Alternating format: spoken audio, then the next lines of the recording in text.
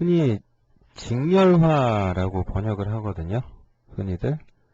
시리얼라이즈에서 번역해서, 직역해서, 직렬화. 이렇게 이야기를 합니다. 사실 이런 제목만 봐가지고는 도대체 뭘 하자는 건지 전혀 감도 안 오죠. 참 답답합니다. 참 서두부터 이런 말을 해야 되는 건지 잘 모르겠는데 개인적으로 이거 저 안 씁니다. 왜 안 쓰냐면요. 이것이 좋을 때도 있어요. 물론 객체지향 프로그래밍이라는 것에서 굉장히 바람직한 어떤 하나의 모양일지 모르겠는데요. 이것이 오히려 저로서는 부작용이 더 큰 것 같아요. 좀 그런 경향이 없지 않아 있어서 그게 좀 제 개인적으로는 좀 잘 안 써요. 뭐 물론 제가 문서를 다루는 프로그램을 잘 만들지 않았기 때문인지도 모르겠어요. 문서를 잘 다루지 않았기 때문에. 만약 그랬다면 제가 이걸 너무 대단하게 막 입이 닳도록 칭찬을 했을 수도 있겠는데, 개인적으로 제가 이걸 안 해서 문서 쪽을 잘 안 만들어서 그런지 몰라도 하여튼 저는 직렬화라는 것이 오히려 더 불편했습니다. 훨씬 더 불편했고요. 그리고 오히려 유지보수 같은 거라든지 다른 여러 가지 측면에서 또 좀 병폐가 많았달까요? 좀 그런 문제가 있었어요.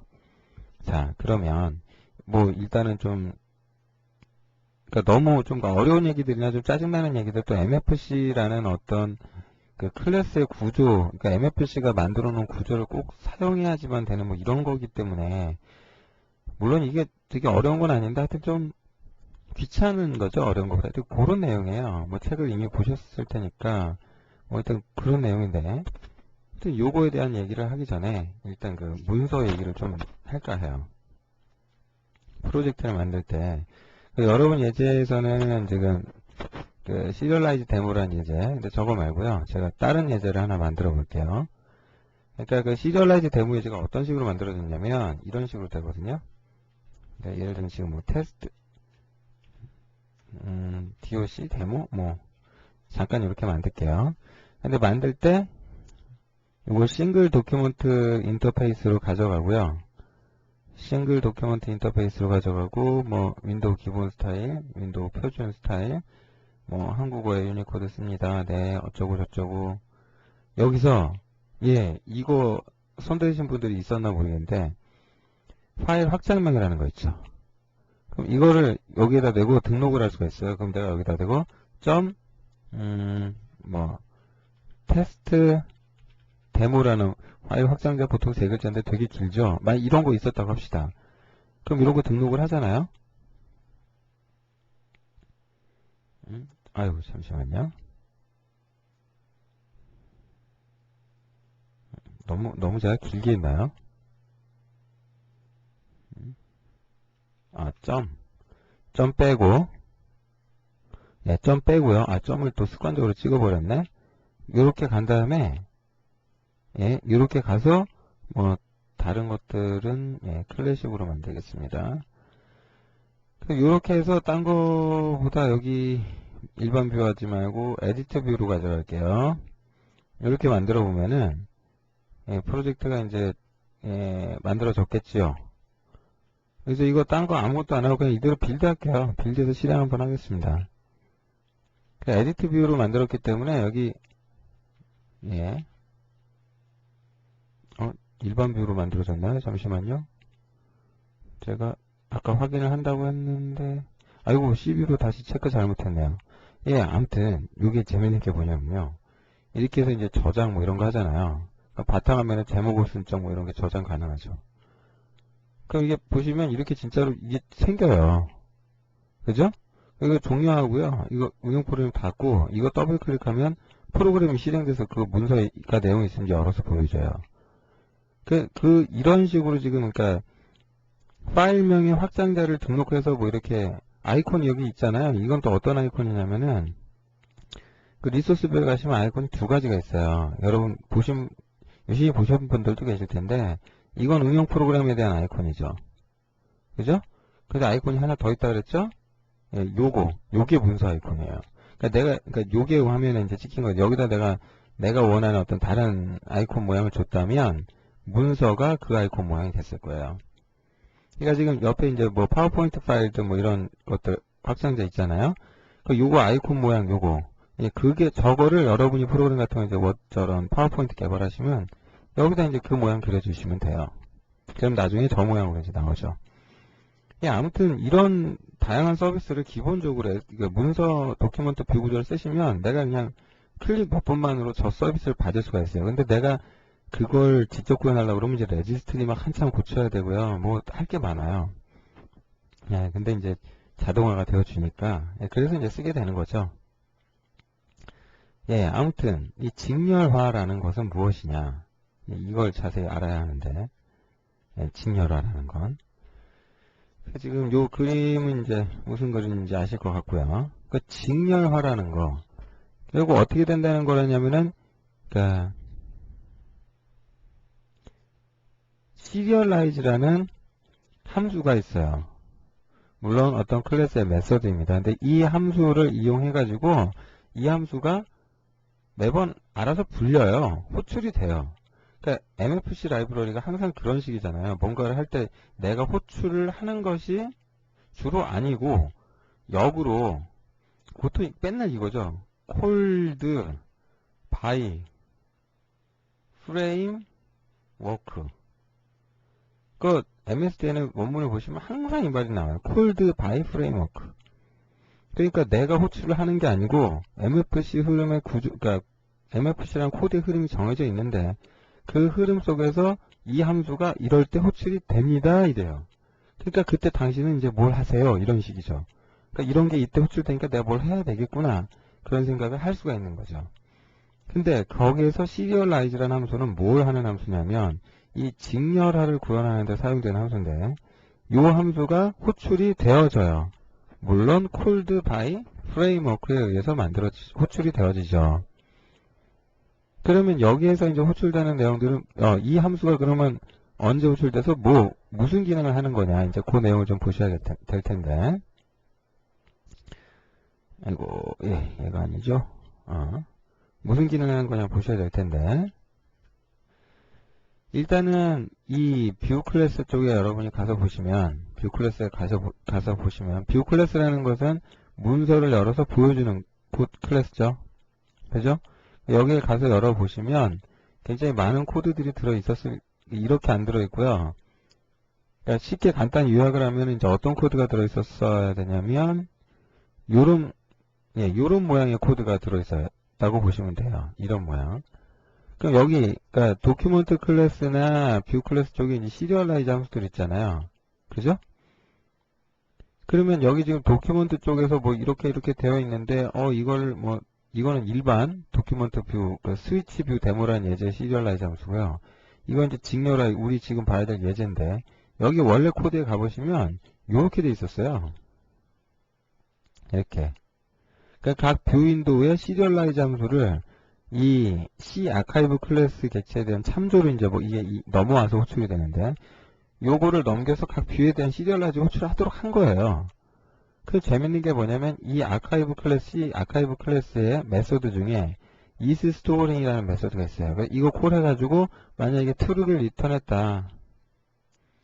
그러면은 이건 이제 저장하는 중인 거고요. 아니면 로딩이에요. 그러니까 여기다가 이제 말 그대로 저장 코드를 추가해라. 여기 로딩 코드를 넣어라가 되는 거예요. 그럼 여기서 이제 파일을 읽는 코드, 여기는 쓰는 코드를 여기다 넣으시면 되겠죠.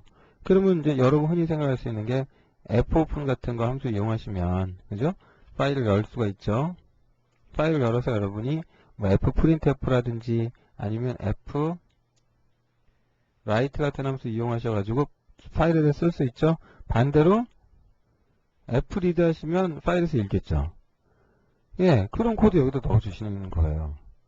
근데 이럴 거면은 굳이 내가 왜 이걸 써야 될까 참 그런 생각을 하실 수 있는데 예, 여기서 물론 이걸 써갖고 얻는 이점이 꽤 있죠. 꽤 있어요. 꽤 있고요. 그 다음에 어떤 직렬화의 최대 장점이라는 것은 저장하고 읽고 쓰는 코드를 되게 그러니까 요런 연산자 아시죠? 네?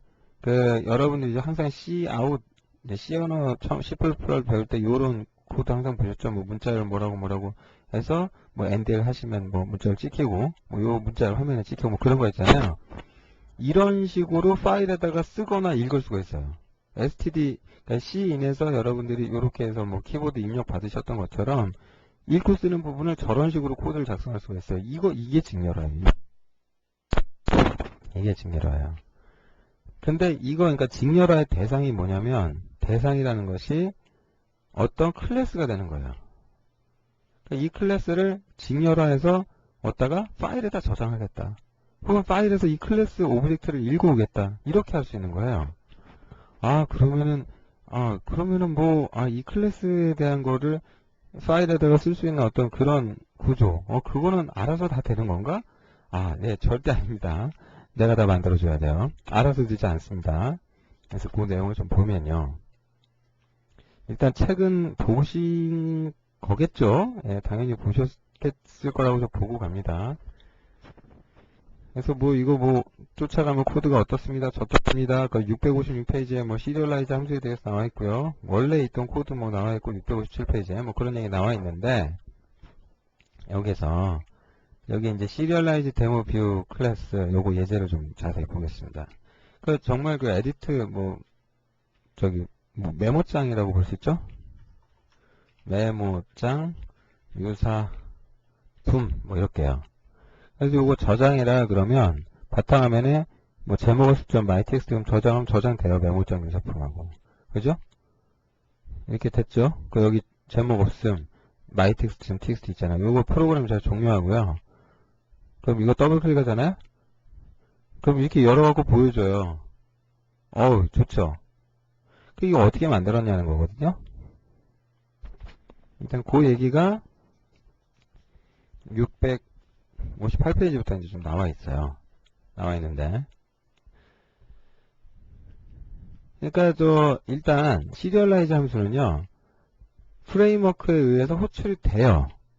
근데 일단 이 시리얼라이즈 데모 뷰 클래스가 기본 클래스가 뭐냐면 C 에디트 뷰예요. 그러니까 에디트 컨트롤이 들어있겠죠. 그래서 get edit control 메서드로 호출하시면 내장되어 있는 에디트 컨트롤에 대한 참조를 리턴합니다.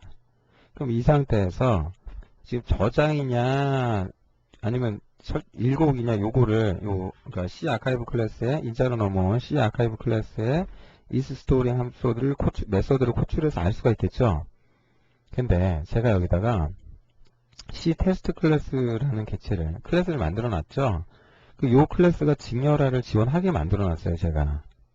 어떻게 만들었다는 얘기냐면, C 오브젝트 상속받으면 되고요. 그 다음에 선언부 쪽에는 declare CDR, 요렇게 해주시면 되고, 클래스 이름 써주시면 돼요.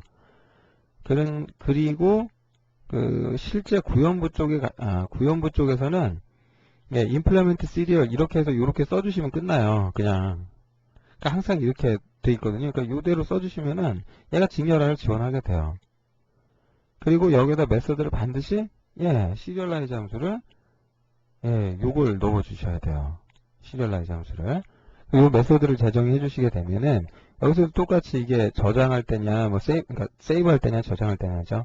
그러니까 C 아카이브 쪽에다 대고 이거 m_n_data는 인티저 멤버거든요.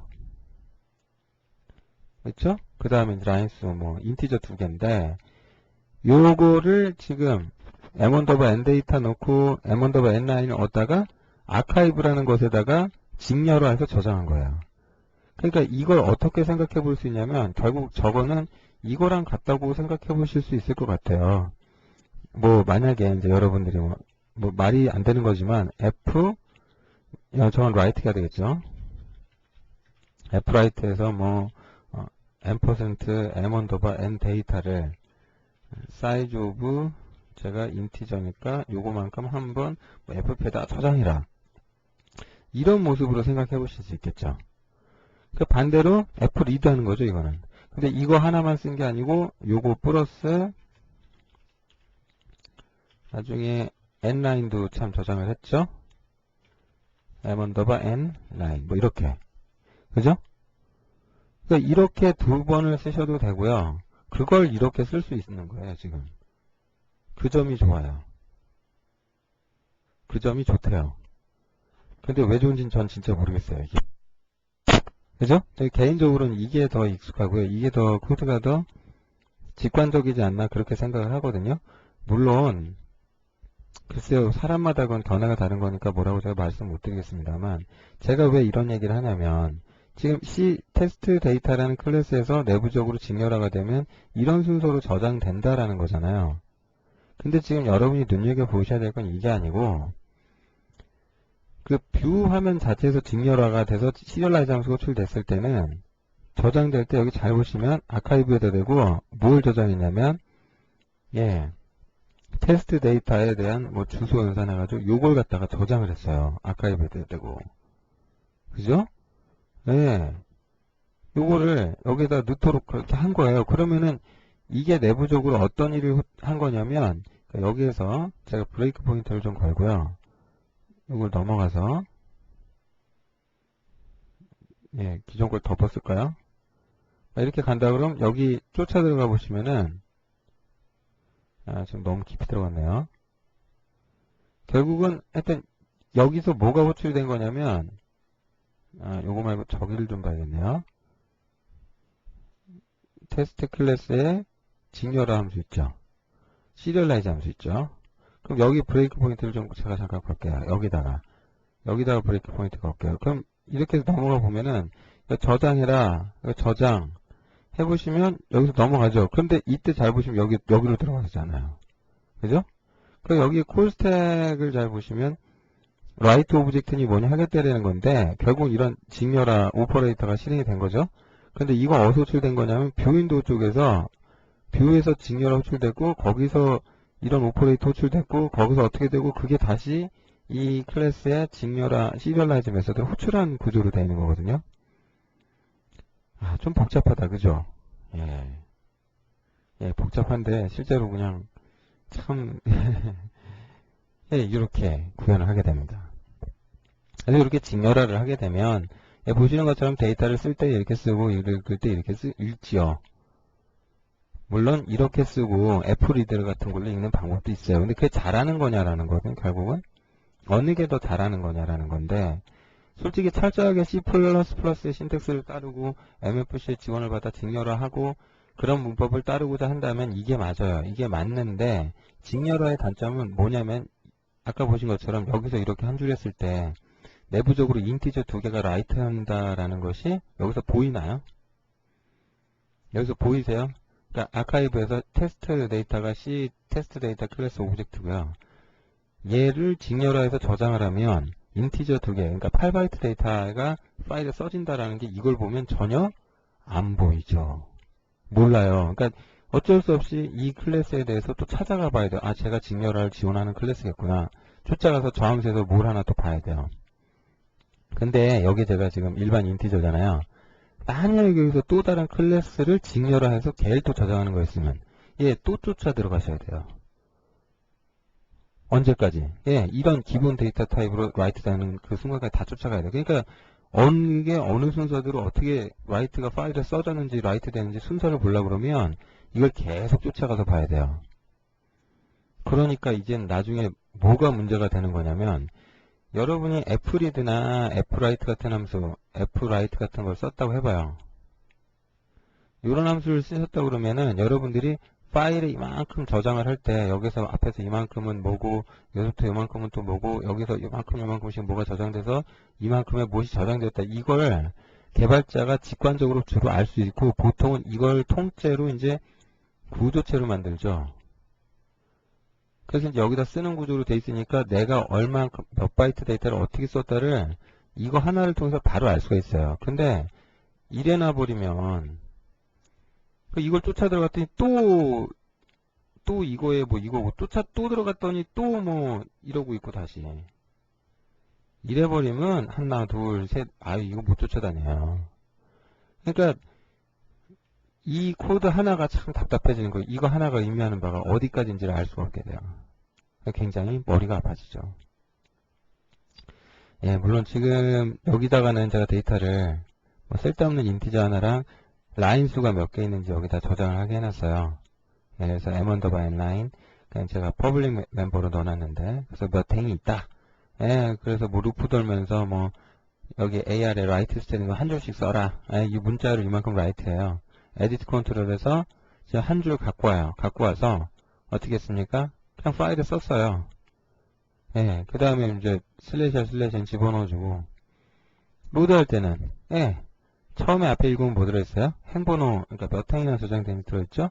그거 읽어와요. 그래서 문자를 하나 읽어와라. 그 다음 문자를 읽고 여기다가 전체 텍스트에다가 C스트링으로 선언했는데, 여기다 이제 누적한 거죠? 그런 다음에 에디트 컨트롤에다가 set into text 한 거예요. 그래서 몇 라인 읽었다. 그래서 화면에 한번 AFX 메시지 박스로 찍어주고, 끝났어요. 끝났어요. 근데 재밌는 건 또 뭐냐?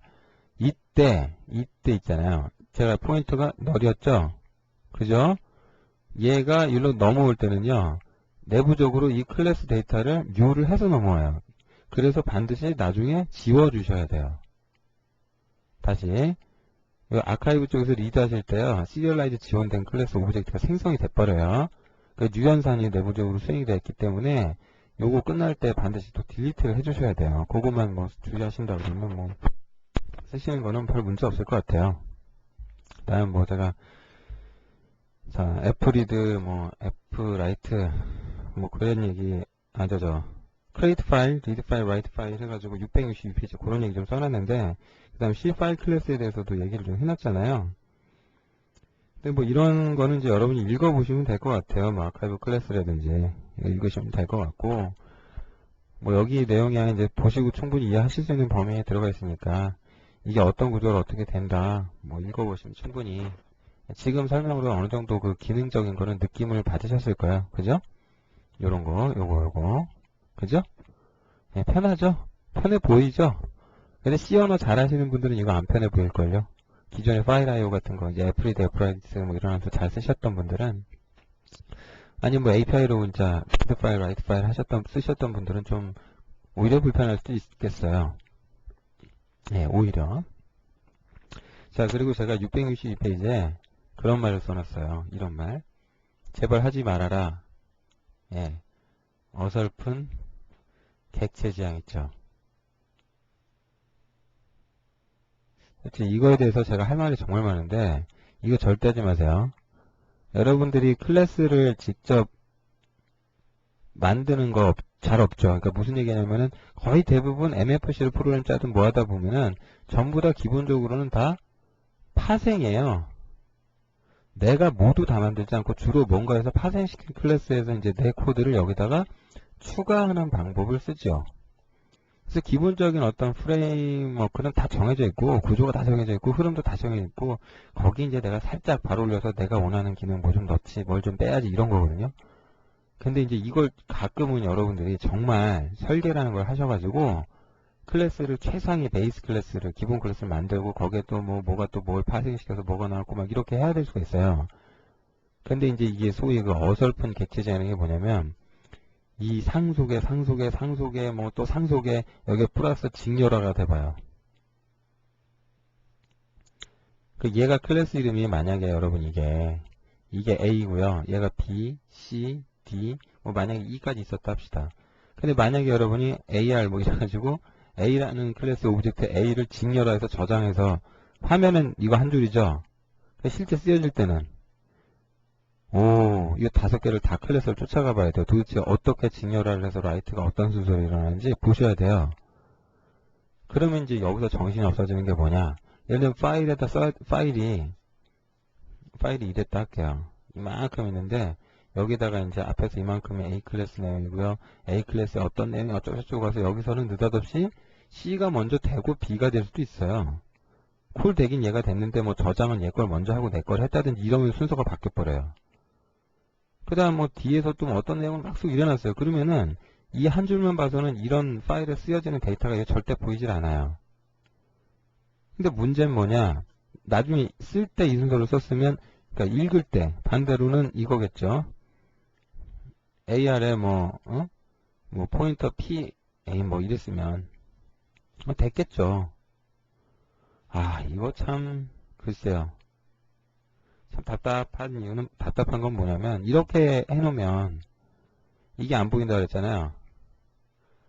그냥 이렇게만 하면 저장 잘 되고 읽기 잘 되니까 막말로 잘 돼요. 그냥 잘 돼. 결과적으로 그냥 잘 됐으니 내가 알게 뭐예요. 막말로 진짜. 잘 되네? 그럼 난 더 신경 안 쓰겠다 이거야. 근데 이게 뭐가 문제가 되냐면 나중에 이건 이제 자기가 짜서 자기 혼자 프로그램 짜고 그렇다 그러면 문제 안 돼요. 근데 나중에 누군가 이거를 나 대신에 내가 이제 이 프로그램 더 이상 손 안 대고 인수인계를 해준 거예요. 다른 누군가가 이 코드의 흐름을 쫓아가려고 그러면은 그때는 이제 정신이 한 개도 없어져요. 특히 막 클래스가 막 상속 파생의 단계가 막 5단계 갔죠. 거기다 직렬화 썼죠. 이 안에서 직렬화를 하고 있죠. 그러니까 이 결국 최종 파일이 어떤 식으로 그려지는지 이거 그림 안 그려지잖아요. 그럼 이제 정신이 한 개도 없는 거예요. 여기에다가 이제 가장 제일 절대 하면 안 되는 게 이런 기능이 있어요. MFC에 직렬화의 대상이 지금까지 말씀드린 건 전부 다 파일이었죠. 근데 여러분들이 그 한 가지 좀 알아두셔야 될 게 파일이라는 것은 어떤 장치를 추상한 걸로 볼 수 있어요. 장치를. 그럼 이 파일이 하드디스크 같은 보조기억 장치면 장치 맞거든요. 근데 가끔 여러분 이제 랜카드 같은 거에 걸려면 이 장치는 뭐냐? 이땐 소켓이에요. 그래서 이 파일에다 대고 여러분이 리드하고 라이트하는 걸 배우는 프로그래밍이 있는데 그걸 여러분이 소켓 프로그래밍이라고 불러요. 다른 말로 이제 TCP/IP 네트워크 프로그래밍 그러죠. 그럼 직렬화의 대상이 단지 파일만 있는 것이 아니라 소켓도 있다 그랬죠? 그러면 여러분 MFC 직렬화를 소켓에도 대고 하면은 어떻게 되느냐? 오이구야. 아주 쉽게요. TCP/IP 네트워크 프로그래밍이 돼버려요. 돼요. 그래서 이걸 직렬화 해가지고 네트워크로 요걸 이렇게 프로그램 짜시는 분들이 있어요. 좋아 보여요. 처음에는. 그런데 이런 문제, 아까 설명한 이 문제 있죠? 이런 똑같은 고민을 다시 하게 돼 있어요. 그래서 두 어떤 통신 주체, 뭐 보통 클라이언트라든지 서버라든지 이렇게 돼 있으면 얘랑 어떤 식으로 통신을 하네, 뭐 이걸 정의를 해요. 그걸 다른 말로 뭐라고 그러냐면 통신 프로토콜을 디자인한다. 혹은 뭐 디파인한다, 뭐 디자인한다, 뭐 프로토콜 디자인하는 거예요. 쉽게 말하면.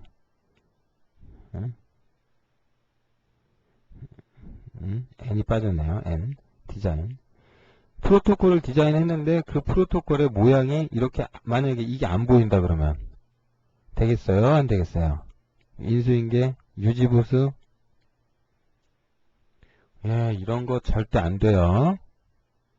실패하게 돼 있어요. 그러니까 그리고 이거 하나 해놓고 뭐 직렬화가 알아서 다 MFC에서 뭐 다 알아서 해주네, 뭐 내부적으로 C소켓을 이용해서 어쩌고저쩌고 알아서 해준다니까 되게 고맙고 좋을 것 같죠?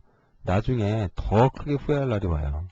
그러니까 절대로 직렬화의 대상으로 소켓 하지 마세요. 이거 해보면 분명히 나중에 후회할 거예요.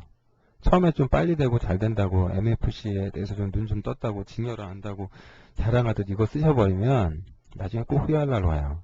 그러니까 가급적이면 직렬화를 사용을 할 때 특히나 네트워크 프로그램 제거는 절대 하지 마시고요. 혹시 클래스 라이브러리 설계하셔야 되면 이렇게 몇 중 상속으로 막 나가게 만들지 마시고요. 게다가 무엇을 클래스로 객체화할 것이냐,